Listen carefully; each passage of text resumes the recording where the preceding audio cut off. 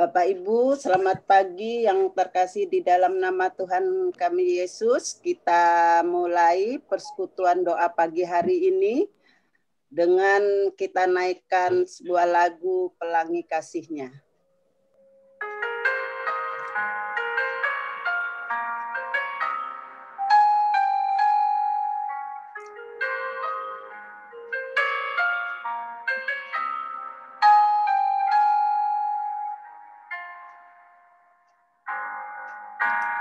Apa yang kau alami kini mungkin tak dapat engkau mengerti. Satu hal tanamkan di hati, indah semua yang Tuhan beri. Tuhanmu tak akan memberi ulat beracun pada yang minta roti. Cobaan yang engkau alami tak melebihi kekuatanmu. Tangan Tuhan sedang merendah suatu karya yang agung mulia. Saatnya kan tiba nanti, kau lihat pelangi kasih-Nya. Tuhanmu tak akan memberi ular beracun pada yang minta roti. Cobaan yang engkau alami tak melebihi kekuatanmu. Tangan Tuhan sedang merendah suatu karya yang agung mulia. Saatnya kan tiba nanti, kau lihat pelangi kasih-Nya.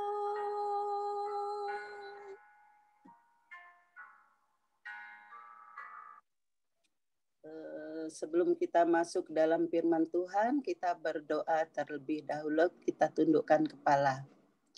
Tuhan, terima kasih ya Allah Bapa, kami hendak mengucap syukur dan terima kasih kepadamu ya Allah Bapa. Pada pagi hari ini Engkau mengumpulkan kami di tempat ini ya Tuhan, untuk mengikuti persekutuan doa pagi ya Bapa. Berkati persekutuan pagi kami hari ini ya Tuhan, baik puji-pujian kami, doa syafaat kami, maupun firman Tuhan yang akan disampaikan nanti ya Tuhan. Biarlah Tuhan sendiri yang beracara pada pagi hari ini. Terima kasih ya Tuhan, berkati juga saluran internet pada pagi hari ini ya Bapa, sehingga dapat berjalan dengan baik dan lancar. Terima kasih ya Tuhan, kami serahkan waktu pagi hari ini sepenuhnya hanya ke dalam tangan-Mu. Haleluya, amin. Sebelum kita masuk dalam firman Tuhan, kita naikkan sebuah lagu bagaikan bejana. Tadi Bapak.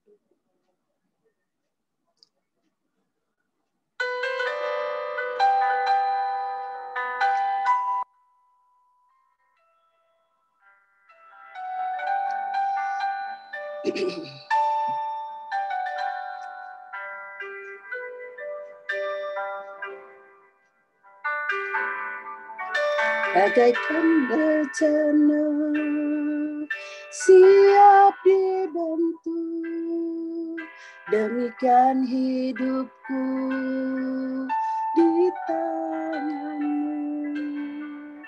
Dengan urapan kuasa roh-Mu ku dibarui selalu. Jadikanku Allah dalam rumah-Mu. Inilah hidupku di tangan-Mu. Bentuklah turut kehendak-Mu. Pakailah sesuai rencana-Mu. Ku mau seperti-Mu, Yesus, disempurnakan selalu dalam segenap jalanku, memuliakan nama-Mu.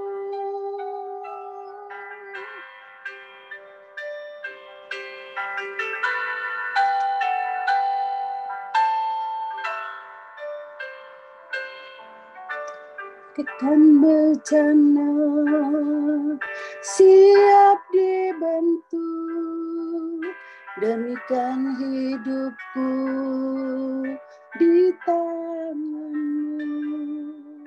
Dengan urapan kuasa roh-Mu ku dibarui selalu. Jadikanku Allah dalam rumah-Mu. Inilah hidupku di tangan-Mu. Bentuklah turut kehendak-Mu. Pakailah sesuai rencana-Mu.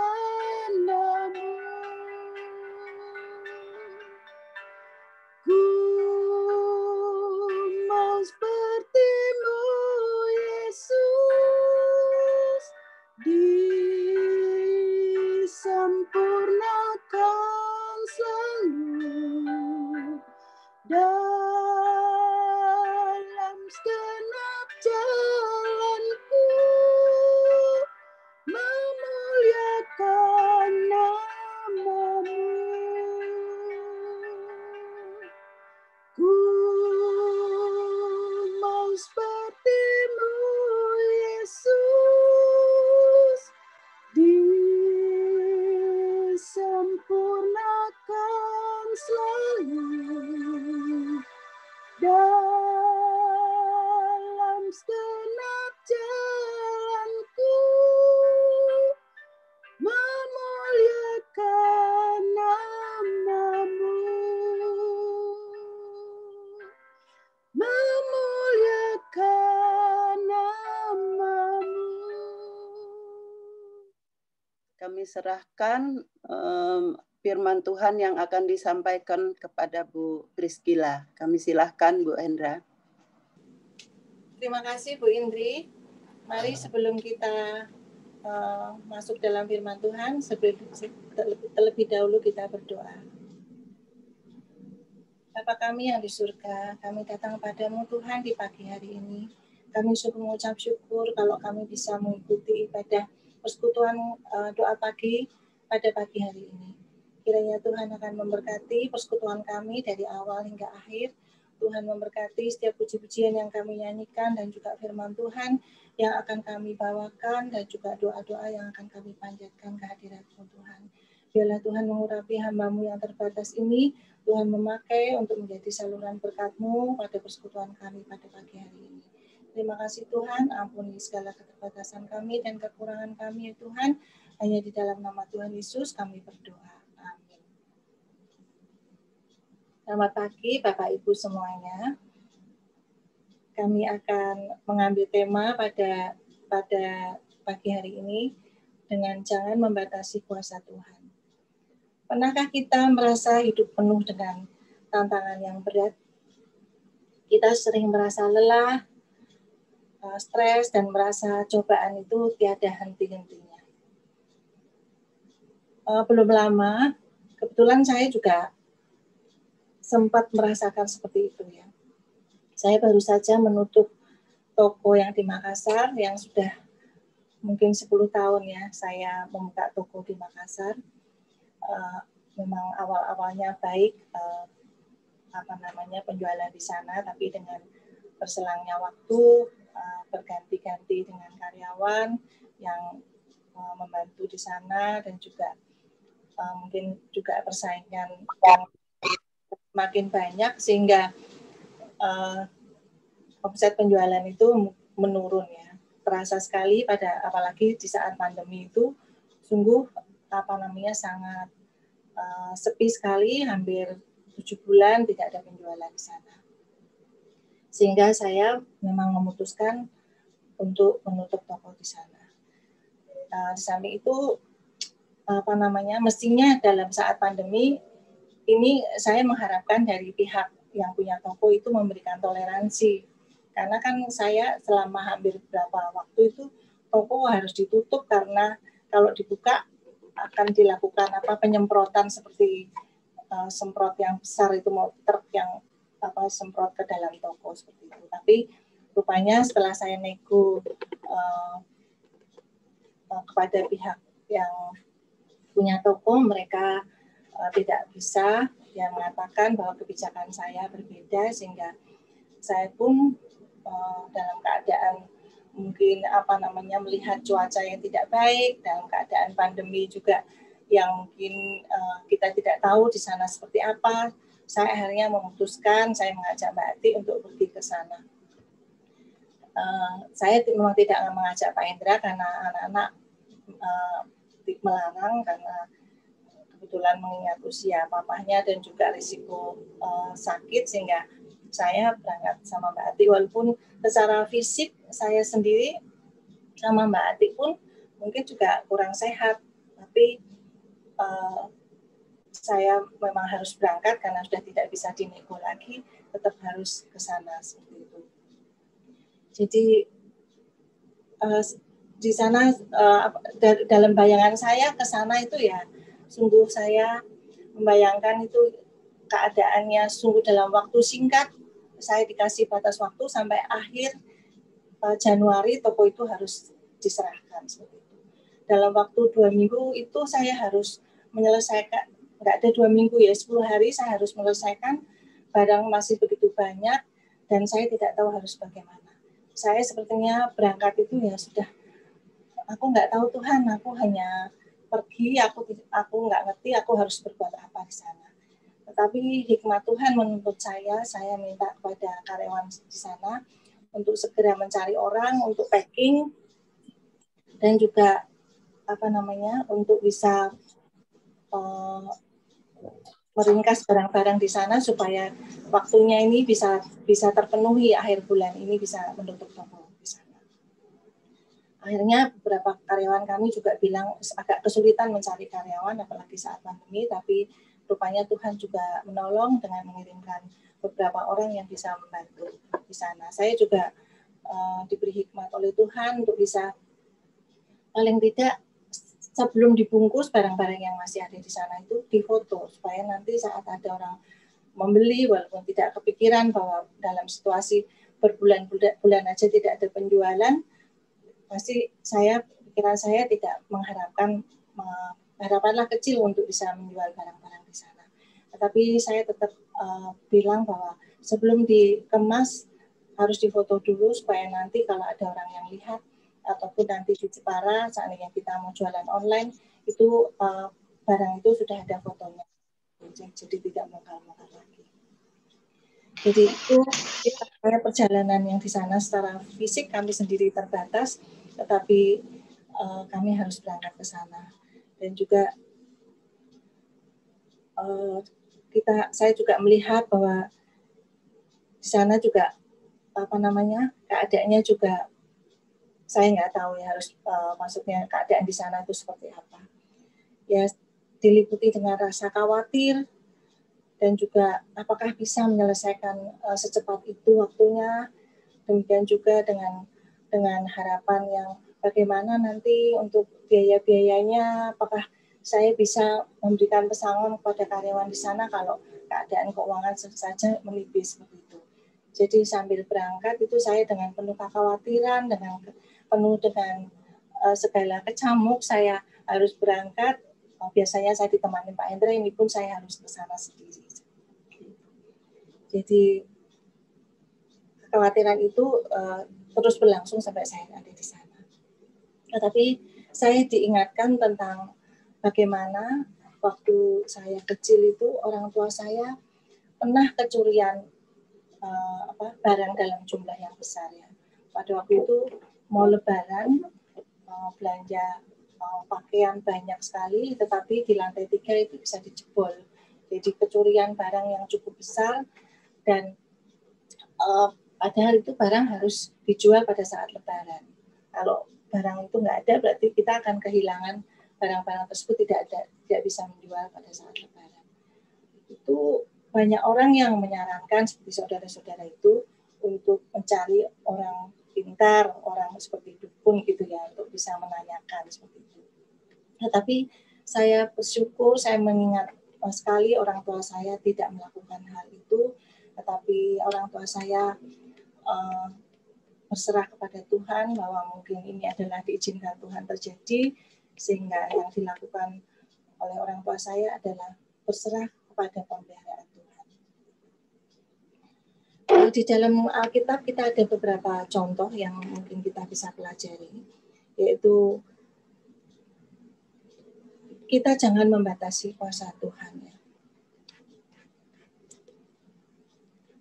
Tuhan menunjukkan bahwa kuasanya itu tidak dibatasi oleh manusia.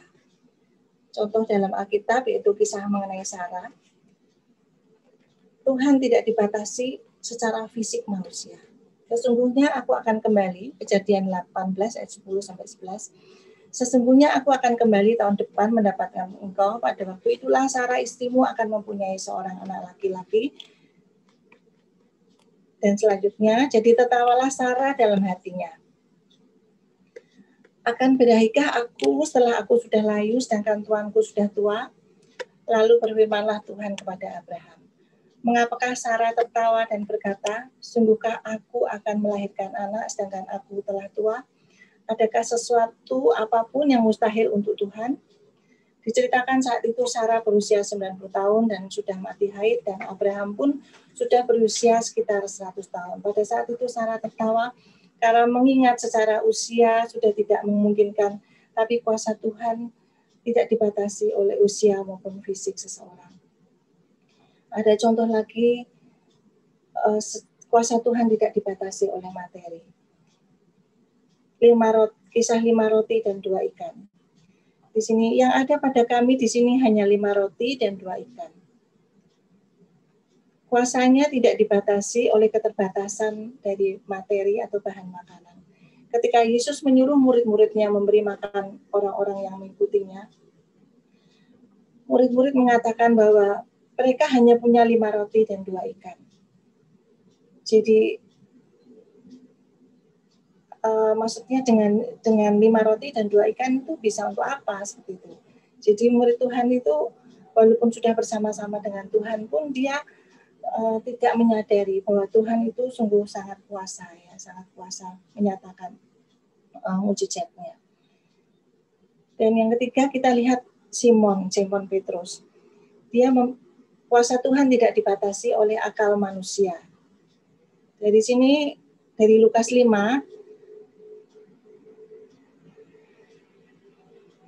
Simon membatasi kuasa Tuhan dengan pengalamannya ya. Guru, telah sepanjang malam kami bekerja keras dan tidak menangkap apa-apa, tetapi karena engkau yang menyuruhnya, aku akan menebarkan jala juga. Dikisahkan pada saat Yesus menyuruh salah satu murid Yesus yang bernama Simon untuk menebarkan jala ke tempat yang dalam, Simon mengatakan bahwa sudah semalaman dia bekerja keras dan dia tidak mendapatkan apa-apa. Tetapi untungnya dia taat ya, mengikuti perintah Tuhan sehingga dia menebarkan jala juga, sehingga dia mendapatkan hasil yang banyak dari ikan-ikan yang ditangkapnya seperti itu. Jadi kita sebagai umat manusia mungkin kita tidak bisa menggunakan akal kita ya, logika kita untuk bisa membatasi kuasa Tuhan. Manusia memang terbatas, tetapi Tuhan kita itu tidak terbatas. Allah kita adalah Allah yang luar biasa. Janganlah kita membatasi kuasa Allah dengan kemampuan kita, dengan fisik kita yang mungkin keadaan mungkin kurang fit atau kurang sehat, sehingga kita tidak bisa melakukan apa-apa, ataupun kita membatasi dengan seperti materi kita, dengan keterbatasan uang yang kita miliki, kita tidak bisa melakukan apa-apa dengan pelayanan yang kita buat gitu, seperti itu. Dan juga secara pengalaman akal budi ya, kita mungkin merasa bahwa kita mungkin dengan berpengalaman kita mungkin jadi kurang mengandalkan Tuhan, seperti itu. Dari kisah yang contoh-contoh ini saya bisa mengambil hikmahnya ya, bahwa secara fisik saya waktu di Makassar itu saya lemah, saya kurang sehat. Mbak Ati pun juga kurang sehat. Ditambah saya harus pergi ke sana untuk tugas menutup toko di sana. Itu makanya saya kemarin minta dukungan doa Bapak Ibu, karena saya merasa bahwa saya merasa tidak akan kuat melakukan sendiri ketika saya harus berjalan sendiri ke sana.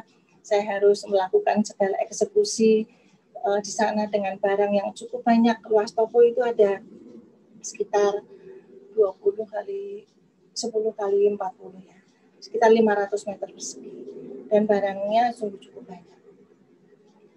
Tapi saya boleh pulang ke Jakarta dalam keadaan yang sehat, walaupun awalnya saya juga diswab, berarti pun diswab. Sampai di sana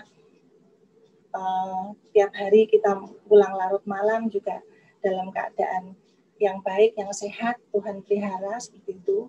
Jadi ketika saya pergi dalam keadaan khawatir, tetapi kenyataannya secara fisik saya dipelihara oleh Tuhan. Di sana saya bukan bertambah sakit, tetapi di sana saya sehat, saya bisa mengatasi hari demi hari bersama dengan pemeliharaan Tuhan. Saya maupun Mbak Ati di sana mengalami tubuh yang sehat, seperti itu. Nah, secara materi ya, saya berpikir bahwa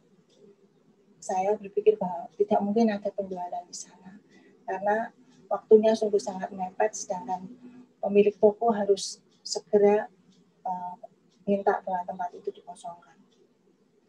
Saya sendiri sudah pusing bagaimana ini biaya kontainer, saya harus berapa kontainer ini harus mengangkat barang-barang ini ke Jepara, seperti itu. Dan juga bagaimana untuk memberikan pesangon kepada karyawan gitu yang sudah lama bekerja di sana. Itu pun menjadi pemikiran saya. Jadi setiap hari saya, Tuhan aku nggak tahu di Tuhan aku harus bagaimana. Aku minta hikmat Tuhan aja.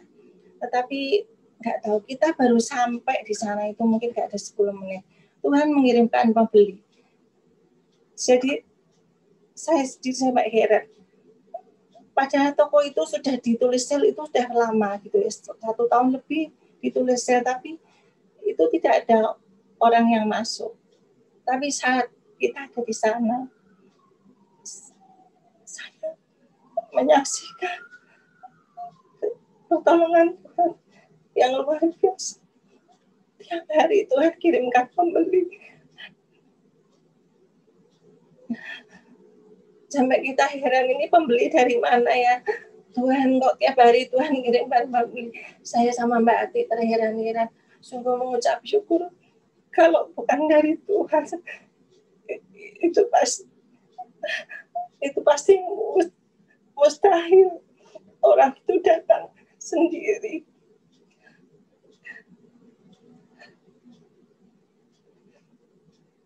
Sampai barang yang terbungkus pun laku terjual. Memang semuanya 1 kontainer sudah kami berangkat, tapi terus kami ada tamu yang datang untuk membeli barang-barang kami, seperti itu. Sampai Pak Hendra pun seperti mobil, saya harus menjual mobil, saya juga kepikiran nih mobil bagaimana ya cara menjualnya. Mobil sudah lama mati, BPKB-nya, terus platnya juga mati. Saya nggak tahu Tuhan ini bagaimana menjualnya. Saya telepon Pak Hendra, seberapapun dijual aja, kamu nggak usah ngasih harga, katanya gitu. Terus kebetulan saya ngomong sama karyawan saya, ini dibantu kalau punya temen siapa yang mau membeli mobil ini gitu. Pas dia sholat Jumat itu bilang sama orang yang sholat itu, terus dia mendatangkan orang untuk membeli. Paling nggak ada setengah jam mobil itu laku terjual. Orangnya datang, terus tanpa mencoba, tanpa melihat tahu kondisinya, saya sudah menceritakan bahwa ini udah mati pajaknya, sudah 3 tahun nggak dibayar pajaknya, dan juga kondisi mobilnya juga akinya mati, seperti itu saya sudah katakan semuanya, dan fakturnya juga tidak ada. Tapi yang beli ini kayak sepertinya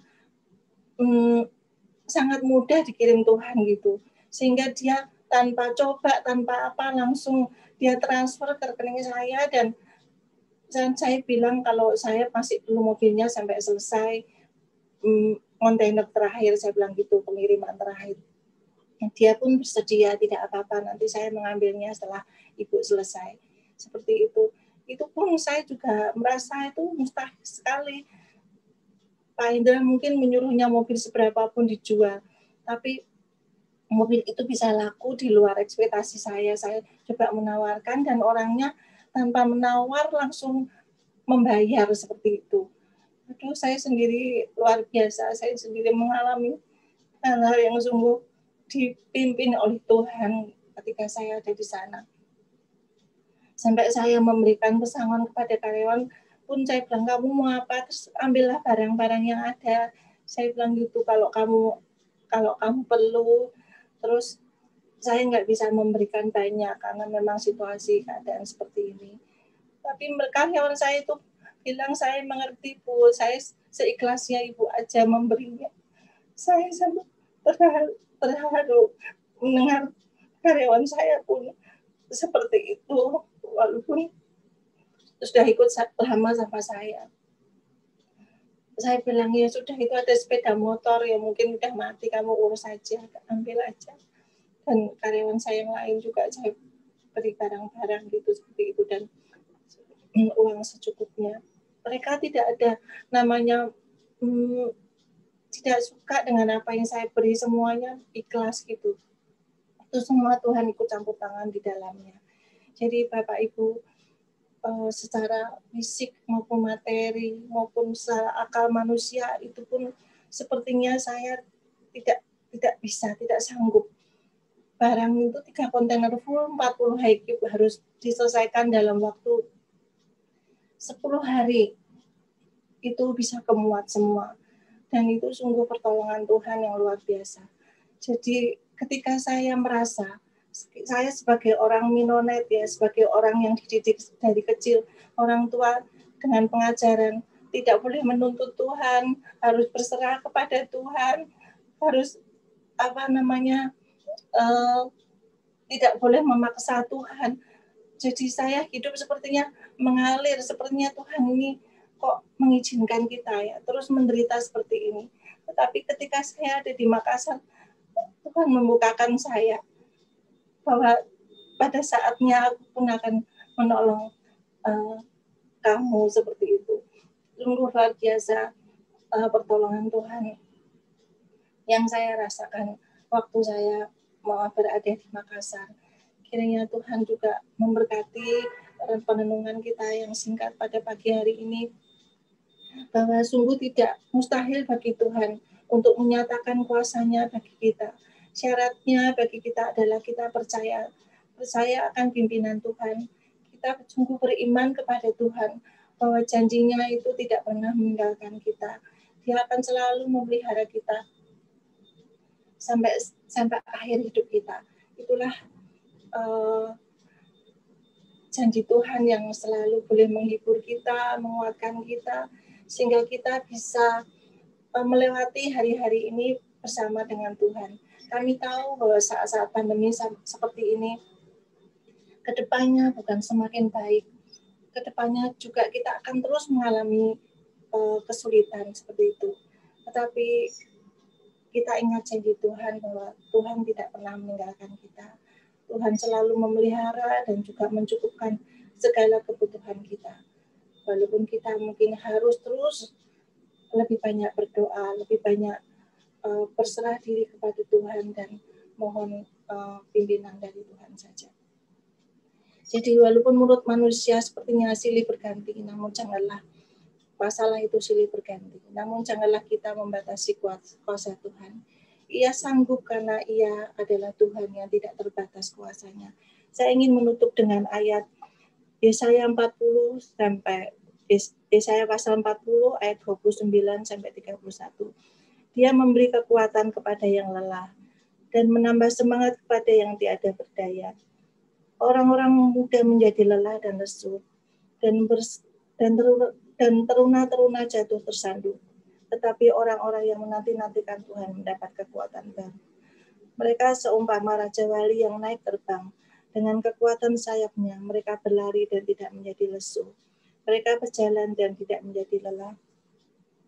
Dan ada ayat Efesus 3 ayat 20 juga. Bagi dialah yang dapat melakukan jauh lebih banyak daripada yang kita doakan atau pikirkan. Dialah kesaksian saya pada pagi hari ini boleh menjadi berkat bahwa kita diingatkan untuk terus mengandalkan Tuhan. Kita tidak perlu membatasi kuasa Tuhan karena kuasa Tuhan itu sungguh nyata dan Dia selalu akan menuntun kita di dalam setiap kita menghadapi masalah dalam kehidupan kita hari lepas hari, dan Tuhan memberikan kekuatan kepada kita. Semangat Bapak Ibu semuanya, kita akan terus berjalan bersama dengan Tuhan karena kuasanya sungguh tidak terbatas. Kita mungkin bisa terbatas kekuatannya, tetapi Tuhanlah yang tidak terbatas yang akan menopang kita senantiasa. Terima kasih, Tuhan memberkati. Saya serahkan kembali kepada Bu Indri. Terima kasih kepada Bu Hendra untuk firman Tuhan pada pagi hari ini. Biarlah firman itu menguatkan kita semua. Sebelum itu kita masuk dalam doa syafaat. Mungkin ibu-ibu atau bapak-bapak sudah saya kirimin doa-doanya. Dan kalau ada yang belum saya kirimin, kiranya bisa mengambil bagian doa-doa syafaat saat ini yang telah ditampilkan. Untuk urut, terus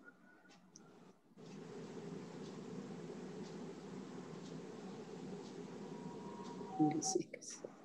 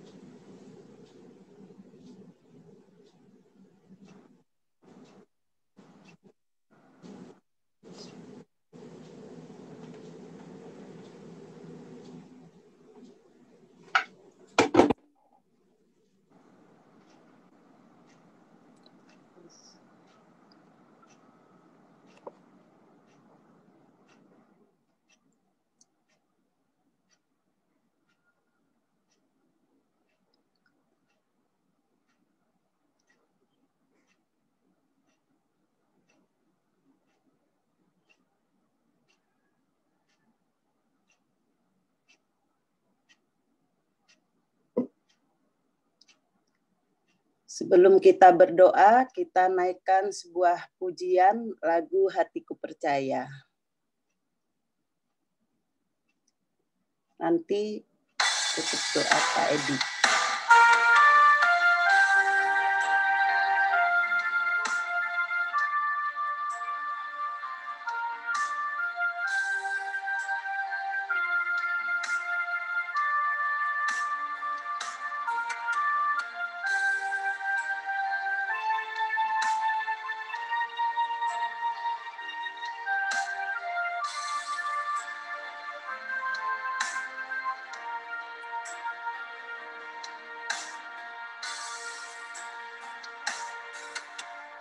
saat ku tak melihat jalanmu, saat ku tak mengerti rencanamu, namun tetap ku pegang janjimu.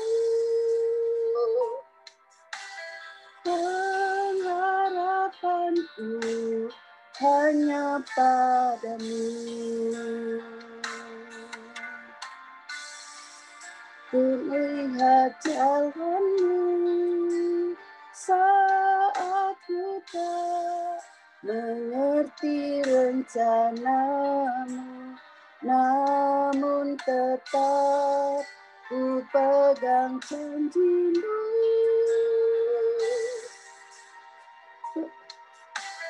Pengharapanku hanya padamu. Hatiku percaya,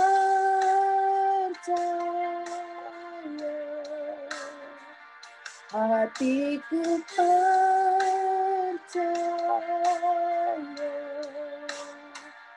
hatiku percaya,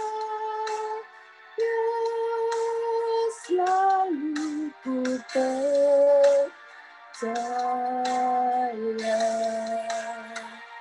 Hatiku percaya, hatiku percaya,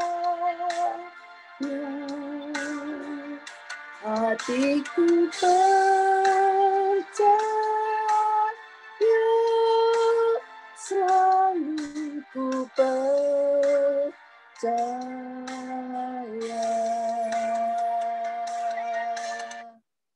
Mari kita tundukkan kepala, kita berdoa. Tuhan, terima kasih Allah Bapa, kami hendak mengucap syukur dan terima kasih kepadamu atas pimpinan pemeliharaan juga firman Tuhan pagi hari ini ya Tuhan. Kami terus mengingat untuk Pak Suwarno yang masih terbaring sakit dalam masa pemulihan ini. Tuhan juga melimpah-limpahkan berkat kesehatan bagi Pak Suwarno. Pak Suwarno kembali pulih sehat dan terus menatap masa depan bersama dengan Tuhan. Kami terus juga mengingat untuk Pak Andi dalam segala keberadaan saat ini. Yang percaya Tuhan juga terus mampu memberikan pemulihan demi pemulihan kepada Pak Andi. Bila kami bersehati berdoa, kiranya Tuhan yang terus menguatkan dan memulihkan kesehatannya. Juga untuk Bu Suraji yang masih terbaring sakit di rumah sakit RSCM, kiranya Tuhan juga memberikan kemudahan bagi Bu Suraji agar kondisi badannya juga semakin baik sehingga dalam waktu dekat boleh dilakukan tindakan pasang ring ya Tuhan. Berkati Bu Suraji, ada dalam kesakitan, ada dalam pengobatan, tetapi juga tetap bersukacita dan bersyukur atas segala pertolongan Tuhan. Terima kasih ya Tuhan, kami menyerahkan untuk jemaat-jemaat GKMI Pengharapan, kiranya Tuhan juga akan terus melimpah-limpahkan berkat bagi mereka semua, bagi kami semua. Kami senantiasa ada dalam pimpinan Tuhan dan berkat Tuhan. Kami juga berdoa untuk ibadah pada petang hari nanti, jam 7 malam, ibadah Rabu Abu yang kami adakan pertama kali di GKMI Pengharapan. Kiranya Tuhan memberkati dengan hati yang terbuka, dengan pikiran yang senantiasa tertuju pada Tuhan. Kami mau beribadah pada Engkau Tuhan. Berkati untuk ibadah kami pada malam hari ini. Terima kasih Tuhan. Kami naikkan seluruh doa ini hanya di dalam satu nama, yaitu Yesus Kristus, Allah kami yang hidup. Amin. Kita pujikan Bapa, terima kasih.